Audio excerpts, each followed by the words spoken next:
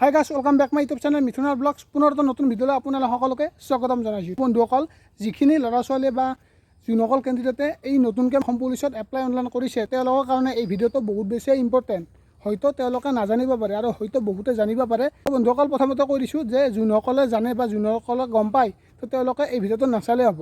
মানে বন্ধুসকল, আচলতে বহুতে মোক কমেণ্ট কৰি সুধি আছে বা মেছেজ কৰি সুধি আছে যে এ বিৰ কাৰণে দৌৰিম নে ইউ বিৰ কাৰণে দৌৰিম, ইউ বিত ফাৰ্ষ্ট প্ৰিফাৰেঞ্চ দিম নে এ বিত দিম। বহুতে এনেকুৱা ধৰণৰ বহুতৰ মনত প্ৰশ্ন হৈ আছে, বা ইউ বি ভাল নে এ বি ভাল, ইউ বি মানে কি, এ বি মানে কি। আপোনালোকক এই ভিডিঅ'টোৰ জৰিয়তে ফুল ইনফৰ্মেশ্যন সহকাৰে জনাব বিচাৰিছোঁ। তো আপোনালোকে স্কিপ নকৰাকৈ ভিডিঅ'টো একদম শেষলৈকে চাই থাকিব। অসম পুলিচ এটা বহুত ডাঙৰ ডিপাৰ্টমেণ্ট। তো আপোনালোকে হয়তো জানে তাত হয়তো বহুতকেইটা ভাগ আছে। আপোনালোকে এইখিনি কথা হয়তো জানে। এ পি আৰতো আপোনালোকে গম পায় যে যিখিনি সায়েন্সৰ ষ্টুডেণ্ট আছে তেওঁলোকে এই প্ৰশ্নে এপ্লাই অনলাইন কৰিব পাৰে। আৰু বন্ধুসকল, যিখিনি এছ আই আছে, তো চাব ইনস্পেক্টৰ সেইখিনি পোষ্টত আপোনালোকে ডিগ্ৰী কমপ্লিট কৰিলে এপ্লাই অনলাইন কৰিব পাৰে। চাব ইনস্পেক্টৰো এতিয়া নতুনকৈ দুটা ভাগ হৈছে, এটা হ'ল এ বি, এটা হ'ল ইউ বি। যিখিনি বন্ধুসকল আগতে চাব ইনস্পেক্টৰ আছিলে, অনলি ইউ বিৰ আছিলে। এতিয়া বন্ধুসকল, যিখিনি ইউ বিৰ কাৰণে চাব ইনস্পেক্টৰ দিলে বা সেইখিনি কামাণ্ডৰ কাৰণে দিয়া হৈছে, এতিয়া বন্ধুসকল কামাণ্ডৰ কাৰণে যিখিনি চাব ইনস্পেক্টৰ সেইখিনি ইউ বিৰ কাৰণে ধৰা হৈছে। এ বি চাব ইনস্পেক্টৰ আৰু ইউ বি ইনস্পেক্টৰ। এতিয়া বন্ধুসকল, ডিগ্ৰী পাছ কৰাখিনিয়ে এছ আই এপ্লাই কৰিছে। আৰু বন্ধুসকল, যিখিনিয়ে মেট্ৰিক পাছ কৰিছে বা হাই ছেকেণ্ডেৰী পাছ কৰিছে, তেওঁলোকে বন্ধুসকল ছায়েন্স নোহোৱাকৈ কি পোষ্টত এপ্লাই কৰিছে। আপোনালোকে যদি চিভিল ডিফেন্স আৰু হোম গাৰ্ডত যদি এপ্লাই কৰিব যায়, তেতিয়াহ'লে NCC লাগে। আপোনালোকে এইখিনি কথা হয়তো গম পায়। আপোনালোকে যদি কেৱল হাই ছেকেণ্ডেৰী আৰু মেট্ৰিক পাছ কৰিছে আৰ্টছৰ ফালৰ পৰা, তেতিয়াহ'লে বি আৰু ইউ বিতে এপ্লাই কৰিছে মেক্সিমানে। সেই এ বি আৰু ইউ বিত এপ্লাই কৰা ল'ৰা ছোৱালীখিনিয়ে বহুতে ৰানিং কৰি আছে ঠিকে, কিন্তু এ বি প্ৰিফাৰেঞ্চ দিব নে ইউ বি প্ৰিফাৰেঞ্চ দিব, সেই কথাটোক লৈ বহুতে হয়তো কনফিউজ হৈ আছে। এতিয়া আপোনালোকক ক'ম যে ইয়াতে ফিজিকেল টেষ্টত এটা ষ্টেপ বেলেগ।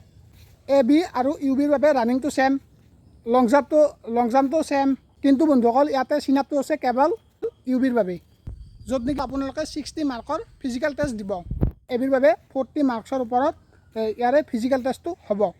য'ত বন্ধুসকল আপোনালোকে চিনাপটো তাতে বন্ধুসকল ক'বলৈ গ'লে, তেওঁলোকে যদি চিনাপটো নোৱাৰে বা কমকৈ পাৰে বা চিনাপটো নোৱাৰে, তেতিয়াহ'লে তেওঁলোকে ইউ বিত প্ৰিফাৰেঞ্চ দিব পাৰিব। অকল এতিয়া গম পালে এ বিত কোনে প্ৰিফাৰেঞ্চ দিব পাৰিব। যোনে তিনিটা ভাল কৰিব, তেতিয়া তেওঁলোকে এ বিত প্ৰিফাৰেঞ্চ দিব পাৰিব।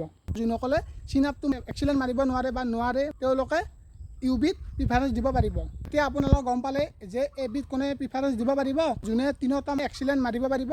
আপোনালোকৰ মতামতটো মই কৈছোঁ, আপোনালোকে এ বি ভাল পায় নে ইউ বি ভাল পায়, সেইটো আপোনালোকৰ কথা বা আপোনালোকৰ নিজৰ কথা। ইয়াতে বন্ধুসকল এ বি আৰু ইউ বিৰ পাৰ্থক্যটো আপোনালোকে ফিজিকেল টেষ্টত গমেই পালে, 60 মাৰ্ক আৰু 40 মাৰ্ক।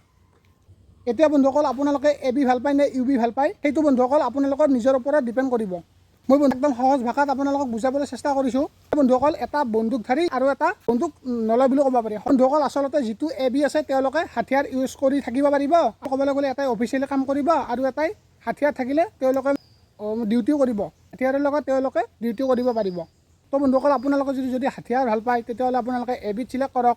আৰু যদি আপোনালোকে বন্ধুসকল হাথিয়াৰটো পাবই, আপোনালোকে ট্ৰেইনিঙতো পাব, সেইটো কমন। কিন্তু যদি আপোনালোকে 24 ঘণ্টা হাথিয়াৰৰ লগত থাকিব বিচাৰে, তেতিয়াহ'লে তোমালোকে এ বিত চিলেক্ট কৰক। আৰু যদি তোমালোকে তেনেকুৱা নহয়, তেতিয়াহ'লে তোমালোকে ইউ বিত চিলেক্ট কৰক।